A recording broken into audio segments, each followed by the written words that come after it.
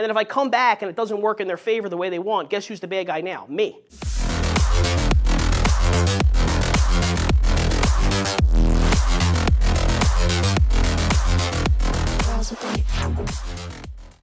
Transparency sometimes looks like a scary word because we feel as if we're giving up leverage.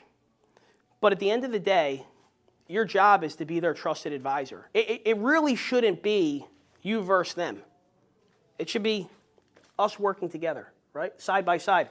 I used to always like to sit, and I still do, if I go in and happen to TO a deal or something, I'm going to sit next to the customer. I don't want this dynamic. It feels too combative, right? And I've never actually been a fan of the it's us against the manager either. Because I feel like why humanize and create an enemy if I don't need to? How about it's all of us together trying to put a deal together? Because if it's us against the manager, guess who they're going to get me to go and fight with? The manager. And then if I come back and it doesn't work in their favor the way they want, guess who's the bad guy now? Me. It's us two against them.